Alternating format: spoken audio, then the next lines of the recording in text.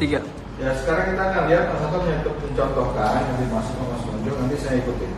Oke Mas Anton, gimana sebetulnya kalau Mas Anton itu sebetulnya kan udah terbiasa ya, jadi gerakannya tuh nggak kaku gitu kan. Kalau saya tuh pengen gimana supaya mencapai tahap itu. Kalau Mas Gonjo bilang tadi kan harus pakai penghayatan untuk lalu ini termuncul. Nah coba sekarang kita tuh poin aja langsung ke gerakan, anggap aja lah gerakan dasarnya gak paham gitu kan. Ya, jadi boleh pertama ini kita. Jadi kalau Mas Anton ini gerakannya menurut saya masih original gerakan merpati kecil tekna gitu. Jadi emang bagus untuk kalau ada rekan-rekan pelatih, karena gerak dasar itu malah penting. Iya. Dasarnya. Ada tambahan juga nih terkait mengenai gerakan dasar itu juga harus paham, kan ada posisi satu ofensif menyerang dan yang kedua posisi bertahan atau sebagai protek. Nah yang bertahan juga harus bisa dipahami lagi nih, ada 3. Yang pertama kita memblocking, yang dua kita menghindar, mengelak, yang ketiga kita menangkis. Menangkis itu istilahnya membenturkan, memblocking itu kita gimana caranya supaya ada serangan kita tekan dia. Dan kalau yang menghindar biasanya pada saat posisinya kita mengelak posisinya. Ini jangan terlalu sering nonton ya. Lihatin posisi kakinya. Ada seperti begini, menghindar, mengelak. Nah, Oke, ada posisinya menangkis, ada posisinya memblocking. Coba Mas Anton suruh saya gerakan apa? Ya. Posisi potongan. Potongan? Dari depan potongan. Dari depan potongan. Oke.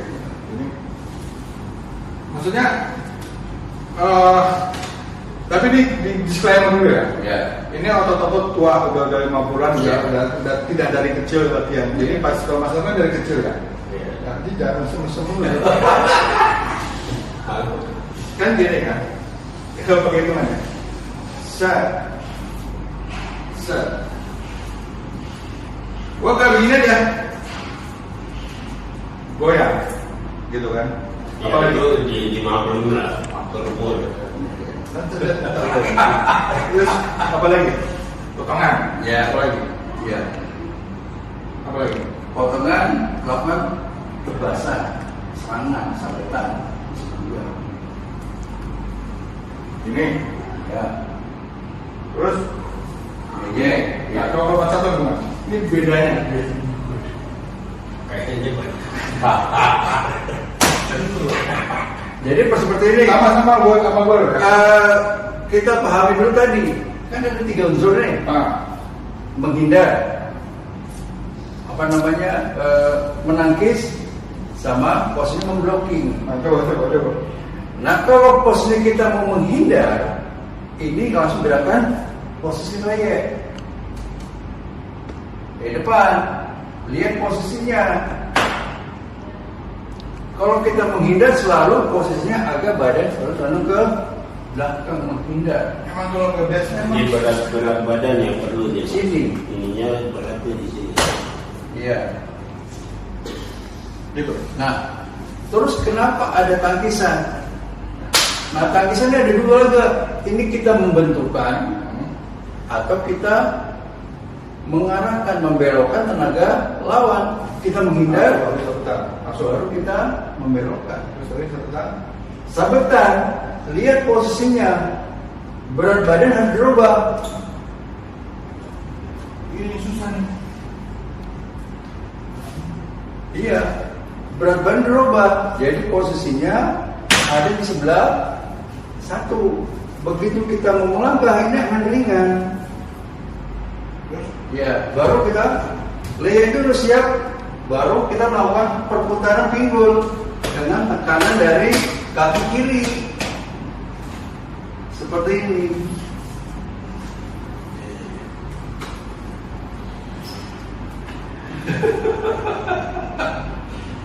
Jadi contoh gini, kita ulangi lagi ya.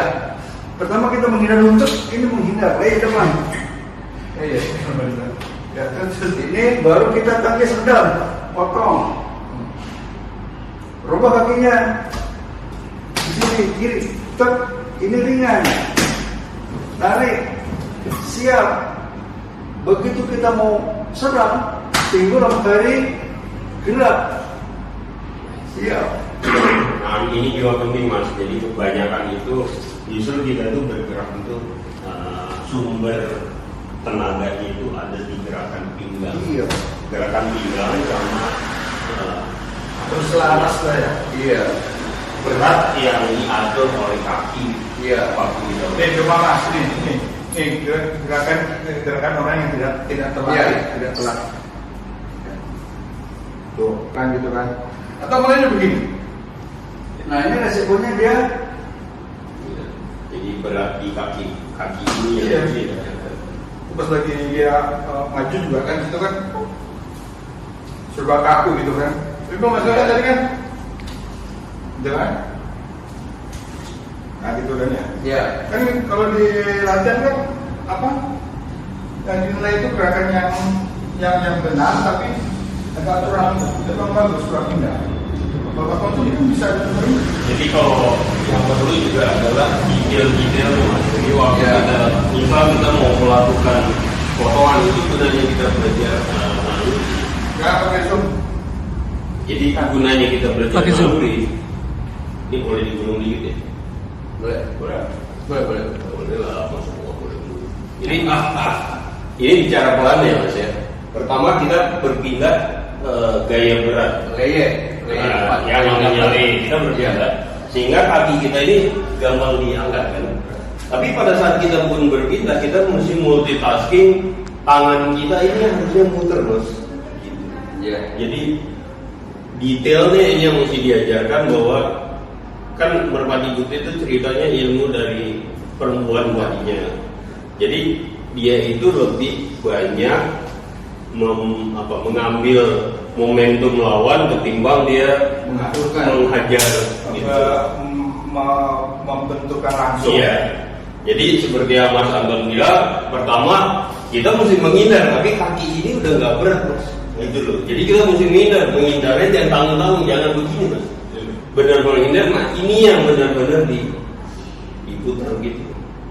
Itu Mas. Itu kira-kira. Ya. Masih lumayan sih tua-tua. Ya. Terus sekarang apa tadi Mas Anton apa untuk gerakan yang ini agak menyimpang sedikit, gerakan yang untuk masuk ke orang tua atau gerakan ke yang mirip tai chi gitu. Benar, saya dikit ini baru kepikiran loh. Satu hal yang jarang juga bahwa mata dan arah kaki itu harus sinkron. Gimana? Jadi kalau kita ke sini, kita waktu mata ini, kaki ini harus sinkron Mas. Jangan sampai satu kaki gitu Mas. Jadi waktu kita melatih kita mesti benar-benar ngevisualisasiin kira-kira open apa lawan kita di sana gitu ya. Jadi mata itu harus dulu. Nah waktu kita muter, kakinya juga jangan ketinggalan Mas. Jadi dia mesti ini kaki kanan saya ya. Dia juga mengarah. Itu yang penting diajarin secara detail. Nah, Mas Anton. Nah, selanjutnya adalah saya minta Mas Anton kasih contoh lagi. Gerakan yang tadi kan cuma satu atau dua. Coba gerakan yang simpir, slimpet sama ini Mas punggung ya Nah, cepat, jangan cepat. enggak Coba. Jadi maksudnya sahabat ceritain gerakan-gerakan dasar apa yang harus diperkuat. ya Kan pertama dalam mata itu sebetulnya pertama dari rekan. Ya, itu Mas ya. Apa? Ya. Overcock. jadi yang pertama untuk pemahaman tata gerak itu ya dasar langkah dulu sama kuda-kudanya harus paham tuh. Yang pertama apa sih leye belakang ini, lihat posisi pinggulnya gimana, pertahanannya gimana, posisi lurusnya gimana. Ada yang seperti ini, ada yang seperti ini. Itu juga posisi leye perputaran dari sini itu harus paham juga nih. Pinggul bergerak, sama Mas mau bilang, begitu kita bergerak lihat perputaran berat badan, fokusnya di mana. Nah, begitu juga kalau kita nanti akan melingkar seperti namanya serimpet. Jadi posisi dari sini kita akan melakukan serimpet. Pertama apa? Posisinya kita menghindar dulu. Dari sini hindar, leye belakang. Semua bertumpu pada kaki yang di belakang. Set, berputar.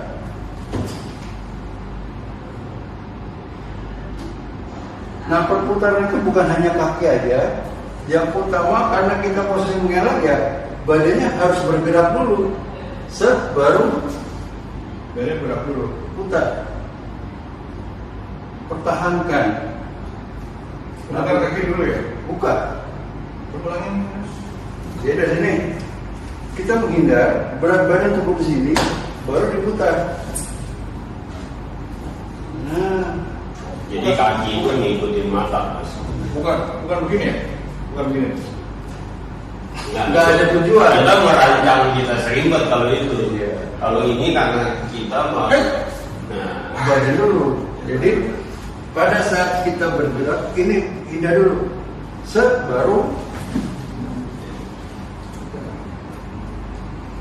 Begitu juga kalau kita mau melakukan mundur simpir. Mundur simpir itu ini kita tarik seperti lari.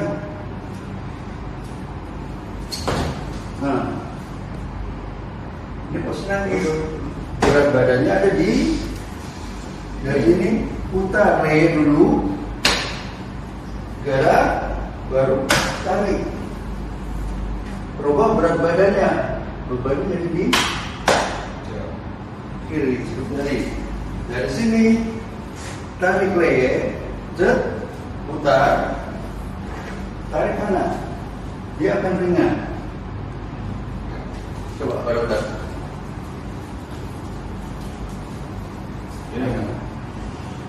Mundur sedikit, buka dari sini, mundur, buka, lari. Nah, ya. Nah, Coba lagi pada set. Nah, sekarang serimpet. Bukan, berat badan dulu, putar. Nah, Satu, ini telepon. Apa lagi? Oke, Mas Muncul. Coba Mas Muncul. ya jadi kalau untuk melatihnya Jadi juga. kalau udah selesai gini, mundur, langsung di satu lagi. Satu lagi. Jadi untuk melatih ke arah nalurinya, itu yang disebut kenapa gerak dasar kita mesti benar adalah waktu dalam posisi seperti ini, kita posisi berat badan berada di kaki yang ini, kita seperti ini, ya.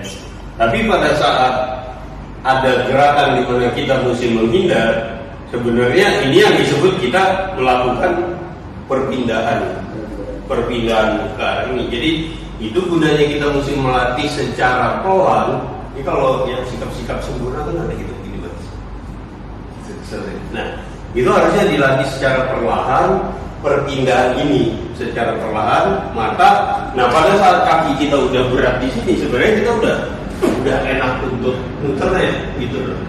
Jadi bukan karena dari sini kita mau muter, itu biasanya Langsung goyang. ya, bukan soal goyang, secara naturalnya kan kita memang mau menghindar, kita berpindah gitu. Nah, tapi itu yang mesti secara naluri, Bukan mau serimpet, tapi mau menghindar. tapi Jadi serimpet, ya kan? karena bisa aja, karena itu yang disebut rantai gerak bebas itu selalu tidak pernah terpaku. Pada saat kita begini Mas, bisa aja kita itu Ya. begini Mas, ya gitu loh. Tapi posisi kita kan udah benar di sininya gitu. Kalau mau nendang tinggal nendang juga gitu kira-kira Mas. Oke. Nah sekarang untuk ini kan sebetulnya saya percaya gitu kan, gerakan-gerakan ini juga sebetulnya gerakan aerobik dan gerakan otot besar, ya kan? Kenapa kita mesti mikirin gerakan-gerakan yang lain gitu kan? Kenapa kita nggak ini aja digunakan sebagai salah satu bentuk-bentuk gerakan? Sama aja misalnya squat gini kan, terus gini gitu kan? Itu sebenarnya kenapa nggak sekalian aja kita lakukan bentuk-bentuk jadi jurus itu kan dari gerakan ini kan? Sehingga mungkin kalau dibuatin lambat, nah itu gimana? Ya. Saya ini kan pas maju gitu kan? Kan bisa aja mas ya? Ya. Gini ya? Ya. Pernah nggak, pas Anton merancang itu? Malah menurut saya nggak perlu terlalu complicated dulu mas. Iya. Jadi sebenarnya perlahan itu selama jadi yang perlu kita latih Ya. ada dua nih satu. Motorik itu adalah dari posisi ini gimana secepatnya kita menghindar. Ya. Tapi untuk naluri kita membayangkan dulu. Ini bicara saya latihan belajar piano nih mas. Membayangkan dulu diri saya dalam posisi yang benar seperti ini, kuda-kuda rendah. Saya itu ngebayangin dulu ada sesuatu yang mengarah ke saya secara perlahan nih mas. Yang saya lakuin justru cukup pelan. Saya melakukan ini sepelan mungkin. Itu yang saya merekam gitu. Tapi detail yang kita perlu adalah waktu kita ngebayang ini, mata saya tetap ke sana mas. Walaupun saya merem. Gitu. Jadi sepelan mungkin adalah pergerakan ini yang perlu. Ya. Nah, yang kedua kalau kita mau nambah biar agak complicated, dia bisa juga sambil merekam, tapi ini secara perlahan kita lakuin. Gitu. Nah, mata saya tuh harus tetap ke arah sasaran. Itu maksudnya. Ya. Harus. Tapi gerakan dasarnya kayak Mas Anton bilang harus benar dulu gitu.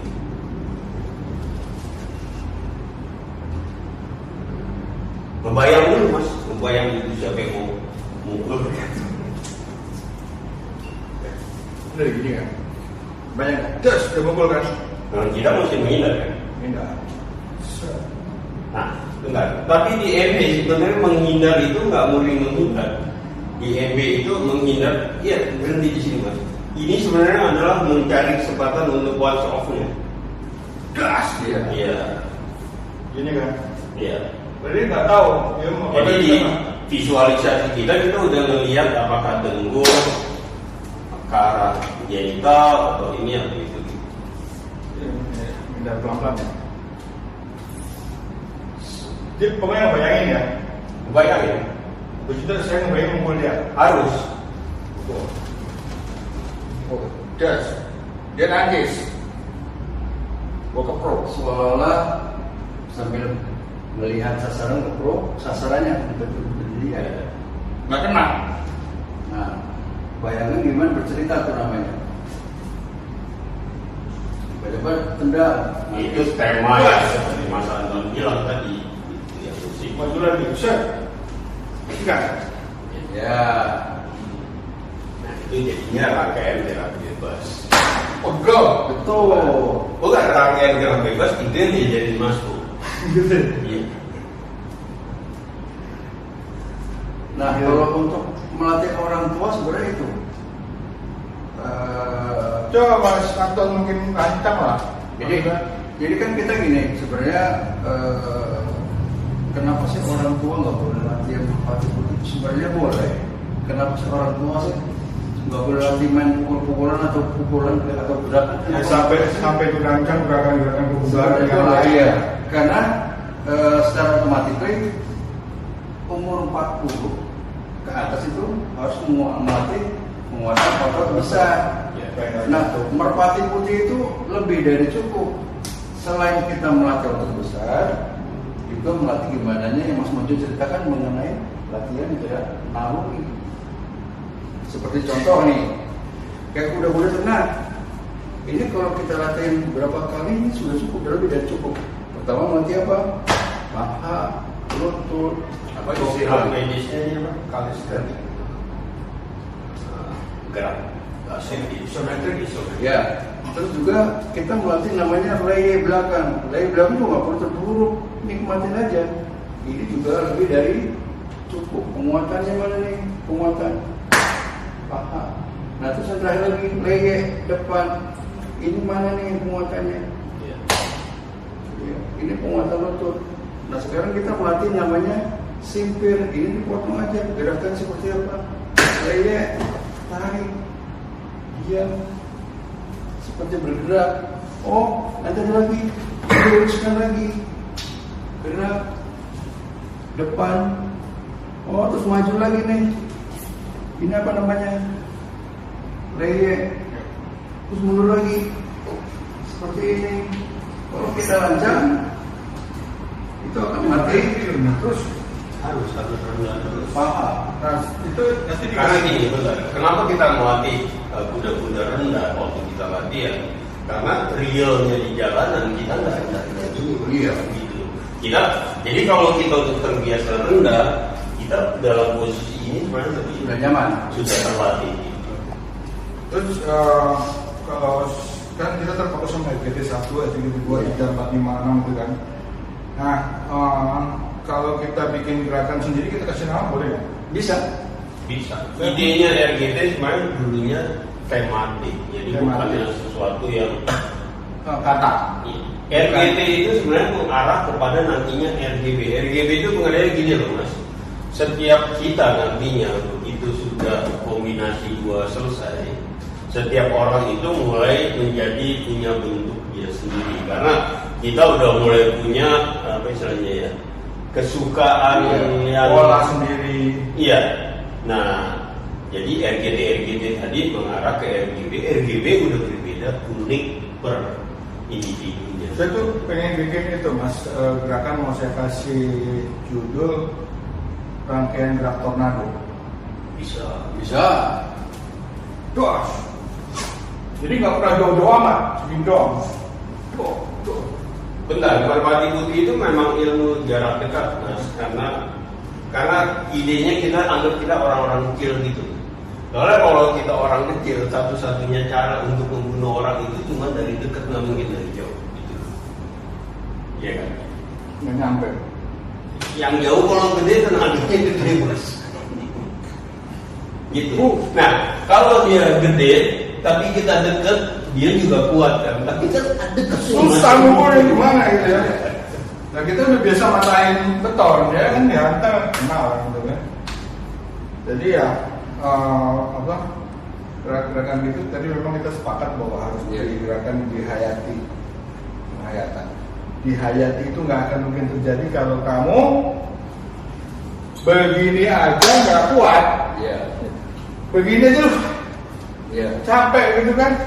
Ya kalau ya sulit ya, Betul. sulit untuk masuk ke gerakan-gerakan naluri, makanya gerakan jadi buruk-buruk gitu. Iya.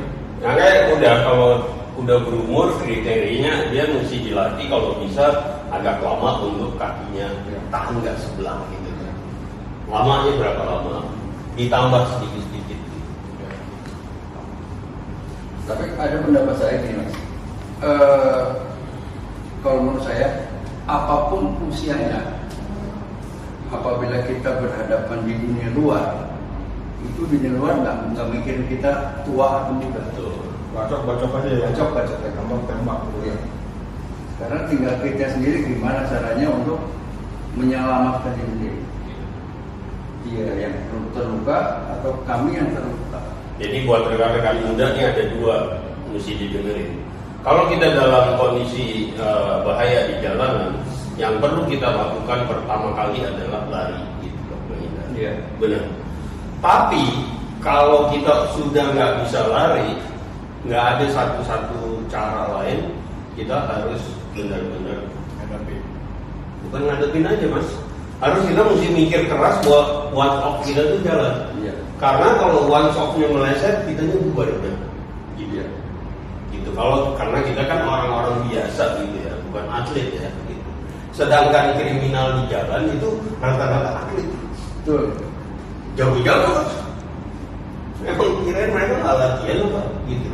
Jadi jangan gini. Saya agak ini hanya saran. Saya banyak di bela diri itu banyak bener diajarin hal-hal praktis yang bikin orang overconfident. Karena sudah ada skenario nya, Mas pukul pakai tangan ini. Saya emang gampang nih bos. Nah, tapi kalau di jalanan malam-malam nih, saya lagi jalan, dia kan nggak mungkin dia bawa pisau Mas, kan tinggal nanti aja itu saya gitu. Benar ya? Nggak mungkin lu nangkep, nggak sempet itu kan? Nggak mungkin datang dari depan. Nggak mungkin juga ya? Iya. Itu dari belakang, di sampingnya. Dari belakang, dari samping. Atau Jadi dia maksudnya gerakan tangkap kunci itu secara naluri itu mungkin pada saat kita udah berada di dekat dan udah, tapi nggak mungkin kita tiba-tiba jalan terus ada orang mukul Mas. Gitu nggak mungkin. Ada tadi nggak